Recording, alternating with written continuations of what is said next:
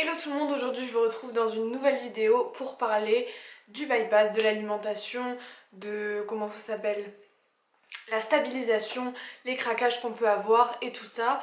Et en fait j'ai eu l'idée de faire cette vidéo parce que vous êtes nombreuses, parce que c'est essentiellement des femmes qui me demandent ça, notamment sur Snapchat, à me parler des quantités, comme quoi vous avez peur, est-ce que c'est trop, est-ce que je mange trop, j'ai été opérée depuis tant, j'ai l'impression de trop manger, ou alors j'ai craqué, j'ai peur, est-ce que c'est mal.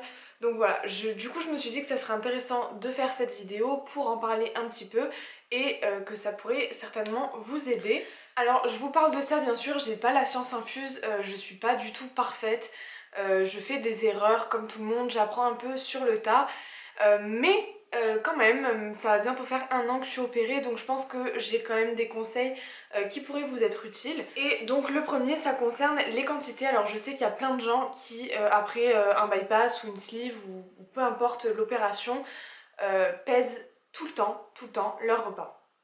Moi, c'est une chose que je fais pas du tout, que je fais plus depuis que j'ai terminé ma période mixée. Donc voilà, après cette période, j'ai plus pesé mes aliments. Je faisais en fonction de ce que je pouvais manger, de ce que j'aimais.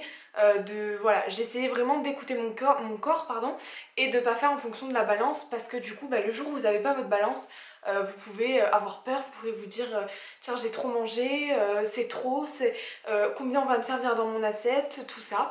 Du coup, moi c'est une question de choix où je ne pèse pas, mais c'est peut-être une erreur et vous, peut-être que vous pesez et que ça vous convient comme ça. Ensuite, en fonction des quantités, tout simplement, je pense qu'il faut apprendre à écouter son corps tout simplement. Forcément, au fil du temps, au fil des mois, au fil des années, vous allez plus manger parce que l'estomac, c'est un muscle et ça se dilate. Le tout, c'est de ne pas le dilater comme ça, comme on était avant. Donc moi, ce que je fais, c'est que j'essaie d'écouter mon corps et de m'arrêter de manger avant de plus en pouvoir. Chose que je faisais avant, c'est-à-dire que je mangeais et une fois vraiment que j'en pouvais plus, je m'arrêtais de manger. Là, depuis que j'ai été opérée de mon bypass, j'essaye de faire en fonction de mon corps et de plus m'écouter. Alors il y a des fois où c'est vrai, les vieux démons reviennent et où je mange plus que ce que je devrais, mais c'est arrivé très rarement que je mange trop au point de vraiment plus en pouvoir. Alors je n'ai jamais vomi. D'ailleurs je pense que je ne peux pas vomir parce que quand j'ai été malade il m'était impossible de vomir, en fait je crachais juste de la bile, donc désolée c'est pas glamour mais c'est la vérité. Et, donc du coup voilà, je pense qu'il faut vraiment apprendre à s'écouter. Si vous craquez, si une fois vous mangez trop, c'est pas la peine de s'en vouloir pendant des semaines, clairement c'est fait, c'est trop tard, mais ça peut vous aider pour la suite, donc de vous dire tout simplement que c'est quelque chose que vous avez fait, que je vais pas y arriver, 1, 2, vous vous êtes senti mal après avoir trop mangé une fois et que le but c'est pas que ça se reproduise. Ça peut se reproduire forcément avec le temps, ça risque de se reproduire, mais voilà, il faut vraiment travailler là-dessus et faire en sorte que les vieux démons ne reviennent pas. Ça c'est le plus important, surtout dans la phase de stabilisation. Moi je pense que je suis en train vraiment de rentrer dedans, c'est-à-dire que je perds toujours un peu de poids, mais plus beaucoup, donc je pense vraiment que mon corps est en train de se stabiliser. Peut-être que je me trompe, mais je le ressens comme ça en tout cas. Et je pense que c'est maintenant que ça va être le plus difficile en fait, c'est de garder cette stabilisation, ces bonnes habitudes et de ne pas replonger comme il y a 1 an en arrière au stade où j'en étais. Donc voilà, tout simplement c'est des habitudes à prendre. Si jamais vous avez trop de difficultés à écouter votre corps et à ne pas replonger dans vos vieux démons, tout simplement il faut vous faire aider, c'est hyper important. Le but c'est pas de se dire ah il faut que j'aille voir un psy parce que j'ai repris 40 kilos que j'ai perdu. C'est pas le but, si on peut l'éviter, on l'évite, donc vous pouvez aller consulter quelqu'un, un psychologue par exemple, ou directement votre chirurgien si vous sentez que vraiment toute seule vous n'y arrivez pas, ou tout seul, hein, parce que je m'adresse carrément à tout le monde. Si vous pensez, si vous sentez que vous n'y arrivez pas, que vous avez besoin d'aide, n'hésitez surtout pas à faire appel à de l'aide extérieure parce que vraiment je pense que ça peut être utile. En ce qui concerne tout ce qui est craquage, alimentation, donc sucreries, chips, malbouffe, voilà, tout ça, tout ce qu'on nous dit qui est interdit, et ben vous êtes nombreux à me dire que bah voilà, vous avez mangé une part de pizza, qu'est-ce que je dois faire, est-ce que c'est grave? Non, c'est pas grave. Vraiment, vous inquiétez pas, c'est pas grave. Le tout c'est que ça reste exceptionnel, que ça soit pas tout le temps. Si vous mangez des bonbons, et ben logiquement vous allez certainement vous sentir pas bien si vous en mangez trop à cause du dumping. Moi en tout cas je sais que ça me le fait. Alors ça me le fait avec certains aliments plus qu'avec d'autres. Par exemple le chocolat, si je mange ça de chocolat, il y a de fortes chances pour que je fasse un dumping derrière. Si par contre je mange, je sais pas moi, 8 bonbons, et ben je vais certainement pas faire de dumping derrière. Donc c'est à vous d'apprendre à écouter votre corps. Encore une fois, on en revient toujours au même point.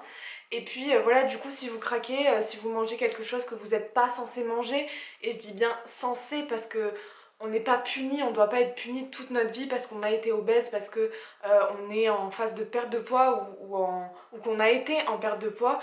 On ne doit pas se sentir puni toute notre vie et se sentir frustré, parce que qu'est-ce qu'il y a de pire que de se sentir frustré, et d'autant plus si c'est toute sa vie. Donc clairement c'est pas le but. Faites-vous plaisir si vous avez le besoin de vous faire plaisir. Si vous faire plaisir ça passe par manger, je sais pas moi, des chips. Une fois, un vendredi soir, vous êtes avec des amis, vous avez envie de manger des chips, et ben mangez-les. Vous n'allez pas reprendre 10 kilos parce que vous avez mangé des chips un soir. Clairement, c'est pas grave. Moi, je sais que par rapport à ça, je me freine pas vraiment. J'essaie bien sûr de compenser. Donc si je fais un écart un jour, ben, certainement que le lendemain, je vais aller au sport et que je vais me donner en me disant bon, hier, j'ai mangé une tarte aux framboises. Bon, pas une tarte comme ça, hein, une tarte individuelle, on se comprend. Et ben du coup je vais me donner encore plus en me disant j'ai exagéré hier, aujourd'hui il faut que je me rattrape, et il faut surtout que ça n'arrive pas tout le temps. Parce que voilà, c'est sûr que si ça arrive trop souvent, et ben il y a des chances qu'on retourne en arrière. Je pense que toutes ces choses-là, il y a seulement ou quasiment que les personnes qui sont opérées qui peuvent le comprendre, parce que on sait qu'on n'a pas droit vraiment à l'erreur. Malgré que voilà, si votre opération est un échec, c'est comme ça. Je dis pas que c'est votre faute à vous en totalité, mais on perd du poids, on fait en sorte de perdre du poids, on perd du poids, et une fois qu'on a perdu ce poids, notre but c'est de surtout pas le reprendre durant toute notre vie. On veut pas rester dans un IMC normal pendant 1 an ou pendant 2 ans. Le but c'est qu'on le soit toute notre vie, et du coup je pense que c'est ces choses-là qui sont assez difficiles à gérer. Et on en a la preuve en fait, les opérations comme ça, que ça soit sleeve bypass, anneau, tout ça c'est pas magique. Si vous faites pas les efforts derrière, ça marchera pas, clairement ça marchera pas. Vous avez besoin de volonté, c'est indispensable pour ça. Et je pense que le plus important c'est dans la tête. Une fois que vous êtes en perte de poids, une fois que vous avez vécu l'opération, il faut vraiment vous dire que vous n'avez pas fait tout ça pour rien. Que voilà, on vous a donné un coup de pouce pour démarrer, mais que tout ce qu'il y a derrière toute votre vie, c'est à vous et vous seul de faire en sorte de ne pas regrossir. Et donc je pense que c'est ça qui est important. Et voilà, si jamais des gens vous disent mais de toute façon tu as choisi la facilité, tu t'es fait opérer, tu as subi une opération bariatrique, c'est trop facile. Non, c'est pas du tout facile, ça c'est les personnes qui savent pas ce que c'est, parce qu'il faut réapprendre à vivre, réapprendre à s'alimenter, réapprendre en fait à s'éduquer par rapport à cette opération et par rapport à nous, à notre corps. Il faut apprendre à s'écouter. Peut-être qu'il y a des gens, après 5 ans de bypass, et ben, leur estomac va pouvoir être capable d'assimiler seulement ça de nourriture pendant un repas. Et peut-être qu'il y en a d'autres qui vont pouvoir manger le double sans forcément regrossir. C'est juste parce que c'est ce qui convient à leur corps, à leur estomac. Et ne vous inquiétez pas, c'est pas parce que vous mangez une assiette normale en fait que votre estomac est forcément dilaté.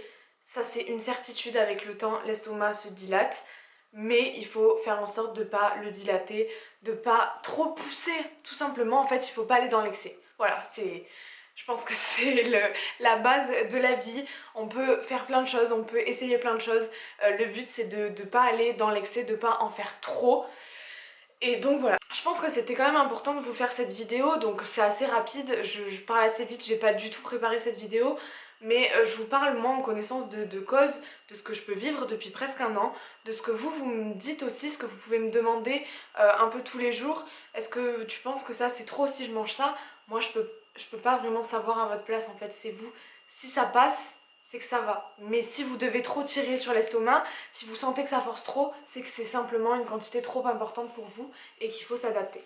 Donc voilà, j'espère vraiment que cette vidéo pourra vous aider et peut-être vous rassurer. Si vous avez des questions, n'hésitez pas à les laisser en commentaire.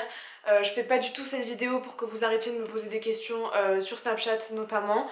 Si vous avez des questions à me poser, moi c'est toujours un plaisir de vous y répondre de toute façon. Donc je continuerai à vous répondre autant que je le peux. Et puis voilà, ne culpabilisez pas trop, surtout c'est important. Écoutez-vous, écoutez votre corps et personne mieux que vous peut savoir ce qui est bon pour vous tout simplement. Donc voilà, je vous fais des gros bisous. J'espère vraiment que cette vidéo vous a plu. Si c'est le cas, n'hésitez pas à la liker, à vous abonner à ma chaîne juste ici si c'est pas encore fait. Et puis voilà, en attendant une prochaine vidéo, je vous fais des gros bisous et je vous dis à bientôt. Ciao ciao.